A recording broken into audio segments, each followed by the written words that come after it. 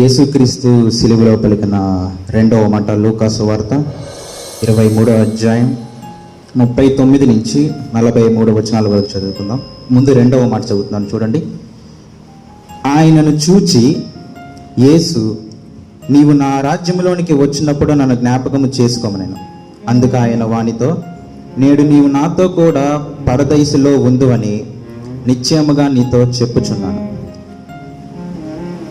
ఈ మాట యేసుక్రీస్తు ఎవరితో చెప్పాడండి? ఏ దొంగతో? రెండవ దొంగతో. రెండవ దొంగ ఏమని అడుగుతున్నాడు చూడండి ఒకసారి. ఆయనను చూచి యేసు, నీవు నీ రాజ్యములోనికి వచ్చినప్పుడు నన్ను జ్ఞాపకము చేసుకున్నామని. రాజ్యములోనికి వచ్చినప్పుడు అంటే ఈ దొంగకి రాజ్యాన్ని గూర్చిన జ్ఞానం కూడా ఉందంటే ఈ దొంగ మామూలు దొంగ కాదు. ఇజ్రాయేల్ సమాజంలో బాగా తిరిగిన దొంగ. లేదంటే అంత జ్ఞానం ఎక్కడిది ఈ దొంగకి? ఈ జ్ఞానం మొదటి దొంగకు లేదా అంటే మొదటి దొంగ ఏమంటాడు తెలుసా? నీవు నీవు నీవు క్రీస్తువు కదా అంటే ఈ దొంగకి క్రీస్తు కూడా తెలుసు. మొదటి దొంగకి వీళ్ళు మామూలు బందిపోటు దొంగలు కాదు.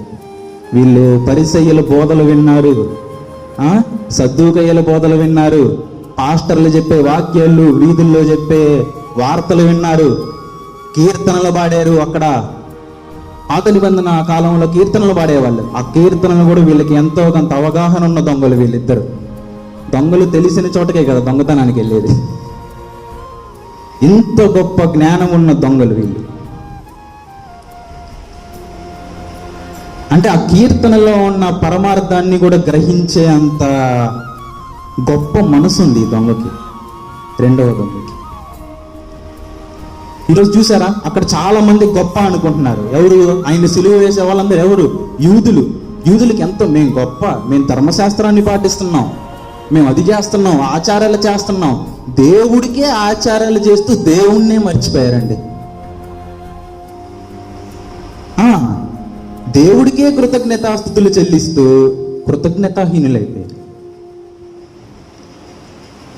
దేవుడికి ఆచారాలు చేస్తున్నారు, దేవుణ్ణి గుర్తించలేకపోతున్నారు. గొప్పవాళ్ళు. నిజంగా నేను కూడా అంత గొప్ప ఉండేమో, మనం కూడా అంత గొప్పవాళ్ళని. దేవుణ్ణి మర్చిపోయే అంత గొప్పవాళ్ళు, దేవుడి పేరు చెప్పుకొని. మనిషి ఈరోజు చూసారా, గొప్పతనం దేన్ని బట్టి నిర్ణయిస్తారు?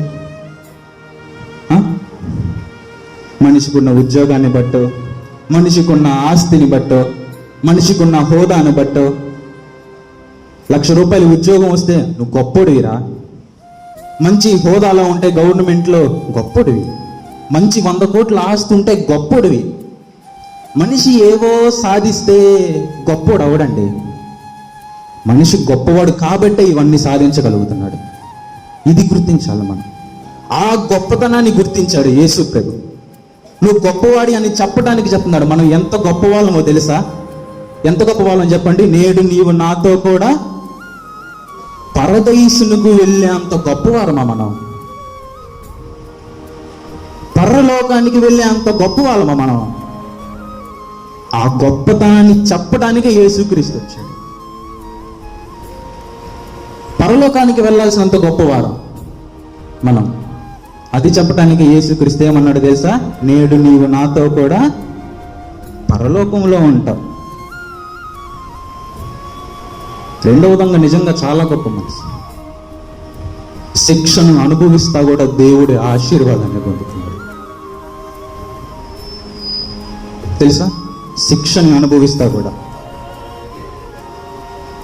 అక్కడున్న లోకం మొత్తం, యూద సమాజం మొత్తం, ఇజ్రాయేలులో మొత్తం, పాస్టర్లు, యాజకులు, పెద్ద పెద్ద గొప్పవారందరూ ఆయన్ని ఒక నేరస్తుడిగా చూస్తుంటే ఈయన మాత్రం ఒక రక్షకుడిగా చూశాడు యేసుక్రీస్తుని.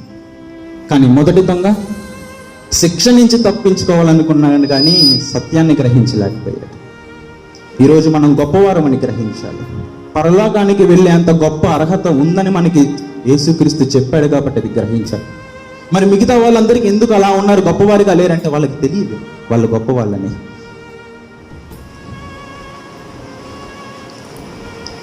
శిక్ష నుంచి తప్పించుకోవాలనుకున్నాడు కానీ సత్యాన్ని గ్రహించలేకపోయిన దొంగ కన్నా ఎన్ని సమస్యలు వచ్చినా ఎన్ని ఇబ్బందులు వచ్చినా, పరిస్థితి ఏదైనా పర్వాలేదు, ముందు ఆ పరమాత్ముడు తోడుంటే చాలు అనుకునే పశ్చాత్తాపం చాలా గొప్ప. కీర్తనలు 51:17 అధ్యాయం ఒకసారి చదివితే ముగించుకుందాం. కీర్తనలు 51:17 ఎవరన్నా చదువుతారా? విరిగిన మనస్సే దేవునికి ఇష్టమైన బలులు దేవా,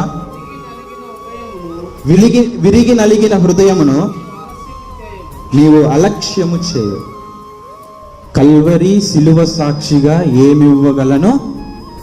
విరిగి నలిగిన హృదయము తప్ప